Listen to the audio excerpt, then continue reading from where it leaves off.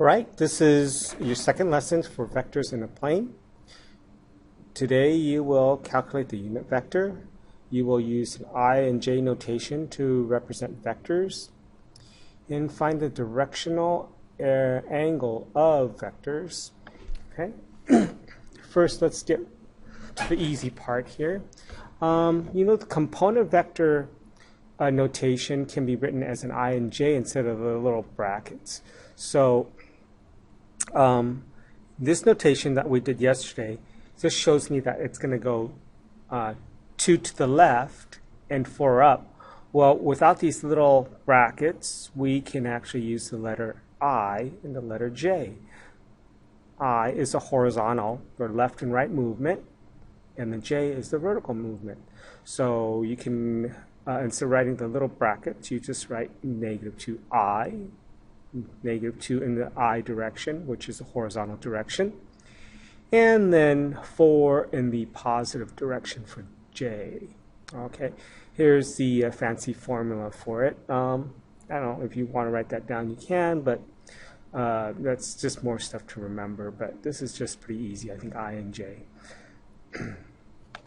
Okay, so we're going to write the vector for this using I and J. So 3, 4 in this bracket notation will just be, for this vector, it'll just be 3 I's to the right and 4 J's up.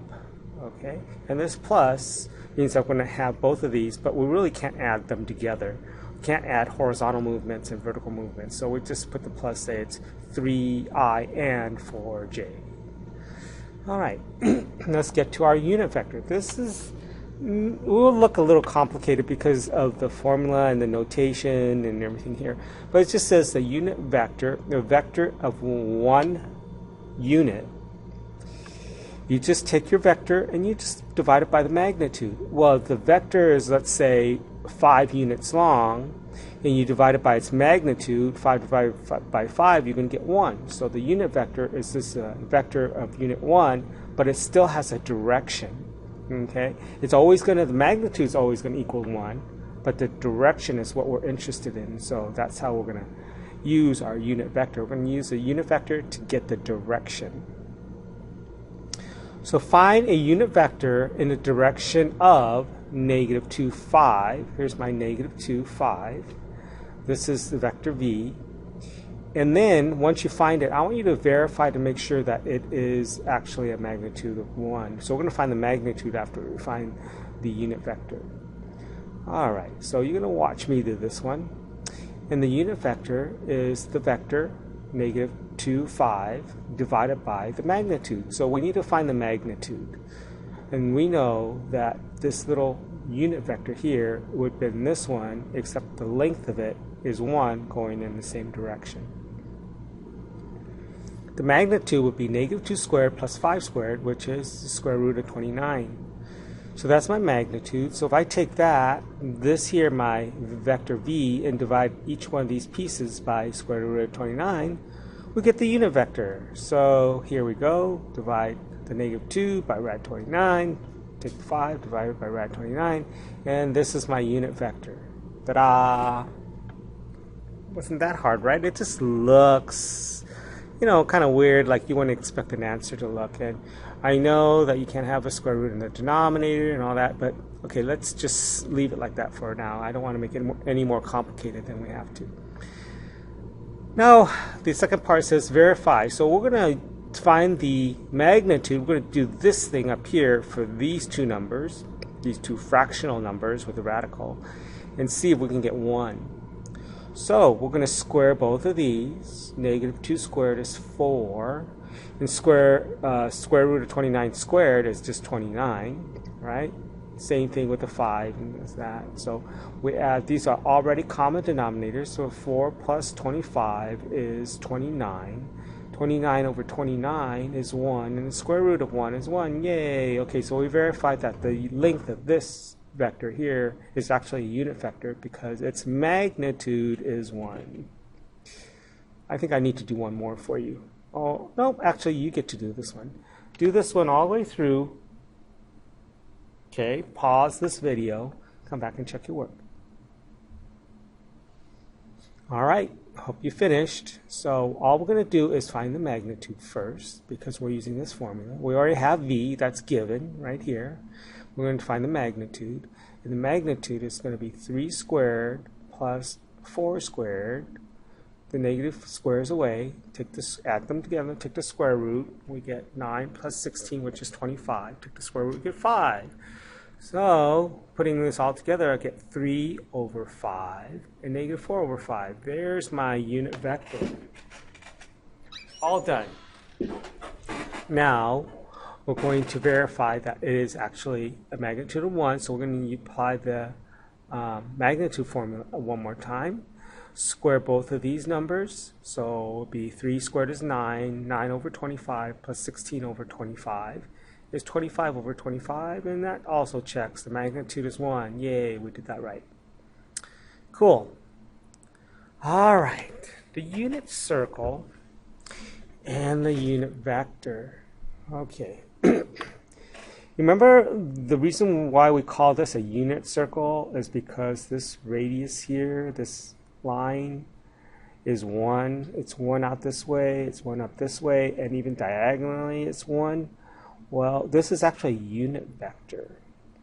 If that's 1, then I know that this angle here, this side here, would be adjacent over hypotenuse. Adjacent would be the cosine of theta, or x, over 1 is just x. Okay, so this is always the x component.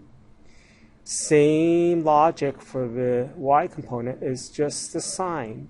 So the horizontal movement is just the cosine of theta, cosine of whatever angle this is here. And the vertical component is just the sine of whatever angle is here. Okay? So that's all that is right there. That's it. All right. So find the magnitude and the direction of the angle of the vector. So here, you see this 9 right here? That's a multiplier. And this right here, we know that that's going to be on the unit circle. So this is my unit vector portion. This is here is a unit vector times 9. So this is 1 times 9, so the length of this is 9, but it has a direction. So the question is, find the magnitude. If this is 1 and this is 9, 9 times 1, that means the magnitude has to be 9. That's the magnitude because this part's 1. And then the direction is just 30 degrees, right? 30 degrees cosine gives you my x component, and sine of 30 degrees gives me my y component. So the magnitude is 9, and the angle is 30 degrees. How simple is that? All right. Find the direction angle of the vector. Okay, you're going to watch me do this one.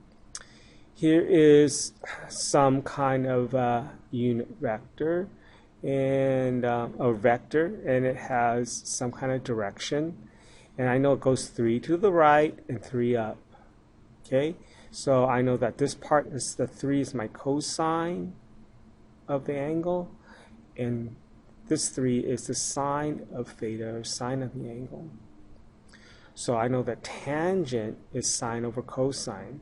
And the only thing that's tricky right here, this only gives me my reference angle. You see those little apostrophe here? It's the reference angle. And so if I have 3 over 3, that's 1. And I take the arc tangent of this side here, I get the reference angle. If I take the arc tangent of 1, I get this. Always take the absolute value because your reference angle is going to be positive no matter what. So then I get 45 degrees. Now, this is only the reference angle. You have to check the quadrant. So what quadrant am I in? Oh, by the way, this is your how you find your angle from your reference angle. The reference angle is one of these 4 angles, always going back to the x-axis. So the quadrant we're in is quadrant 1 because we're going 3 to the right and 3 up. That's in quadrant 1, right? Positive, positive, we're in quadrant 1. So we're in quadrant 1, we're basically done because my reference angle is the same thing as my angle. because we're in quadrant 1. Okay, in quadrant 2, where it's 180 minus my reference angle. In the third quadrant, it's 180 plus the reference angle, right? Because it's going to be 180 plus this little piece here. And then in quadrant 4, it would be 360 minus my reference angle. That will give you this angle on the outside here. Okay, so since we're in quadrant 1, my angle is equal to my reference angle, so this is fine. 45 degrees is the direction of this vector. All right, I'm going to do another one. So here we have negative 2i, going left 2 and going up 3. Cosine and sine, tangent of theta, or the reference angle, is sine over cosine, which is 3 over negative 2. Take the arc tangent of both sides to cancel out this tangent and get the reference angle is equal to the absolute value of tangent of 3 over 2, negative 2. You get 56.3 degrees. Remember that this is my reference angle. Now go check which quadrant am I in. If I'm going to the left and up, I should be in quadrant 2, and this is the angle I want. But my reference angle is this little piece in here, this part of the bow tie, right? So that means I'm going to have to take 180 minus my reference angle to get this larger angle here. So we're going to have 180 minus 56.3, which means that 56.3 is this angle in here, my reference angle, and then my outside angle is 123.7 degrees. Okay, you get to do this one. Find the direction angle. Pause this. When you're done, come back and check. All right. Are you ready? All right. So cosine sine, tangent of the reference angle is sine over cosine. So that's negative 4/3. Take the arctangent of both sides to get rid of this tangent, and I get this. Make sure you take the absolute value, and you get 53.13 degrees. Double checking to see what quadrant I'm in. All right, I'm in quadrant 4 because I'm going to the right and down. So in quadrant 4, I have to take my reference angle and subtract that from 360. So my angle is really 306.87 degrees. Okay. All right. Moving on, find the vector v for the given magnitude and direction. All right, so I'm saying that it goes in this direction, but it has magnitude of 10. Okay, so here it goes in this direction. This is the wrong length. All right, this is vector u. Vector v has the length of 10. It goes all the way up to here. This is only about 2 point something. Okay, because I know that this is 3, negative 3, and this is shorter than that. So it should be about 2.8 or 2.9 or something like that. So I want to find the unit vector for this. That'll give me 1, and multiply that by 10. Okay, you remember how we found the unit vector? We just find the magnitude, right? Take this unit vector and divide it by the magnitude. So I'm going to find the magnitude. The magnitude is 2 squared plus 3 squared. The negatives get squared away, and then add those, take the square root of rad 13. So my unit vector is 2 divided by rad 13 and negative 3 divided by rad 13. Well, that gives me this little red piece. Well, how do I get this vector v, which is 10 units long? So I just multiplied this 1. This is 1, so I multiply that by 10. So we multiply this by 10. We get 10 times 2 is 20. And I guess I cleaned up this radical here.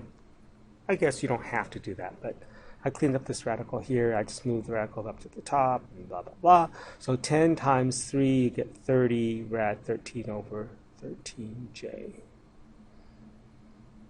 All right. Do one more. Let's do one more together. I have a vector of length 6 and in the direction in this direction. So first I need to find the unit vector. Okay, I'm going to find the unit vector for this because I know this one is -3, -4. The whole vector is 6, right? And I just want to make sure it goes in this direction. So I'm going to find the unit vector, find the magnitude divided by this. So magnitude's 5. And then divide this -3 by 5, divide by -4 by 5. This is a unit vector. This is this little red one here, the unit vector. And multiply that by 6. And I get 6 times -3 is -18 fifths. 6 times -4 is -24 fifths. J. Okay? And you get to do this one. As soon as you're done, unpause it, come back and check. Okay? So here we go. Okay, you ready? All right. First, it's just 4, -3. I want it to be a length of 8. The length of this is 5. Okay, this is 3, 4, 5 triangle. So I want that. And first I'm going to find the unit vector. The unit vector is this vector divided by its magnitude. So I find its magnitude like this. That's 5, like I said over here. Divide both of these by 5. Multiply it by 8. And I get 32 over 5i minus 24 over 5i. J. Okay. All right, do the Google form and you should be good. All right. And the questions, they're on the Google form. You'll be fine. Okay.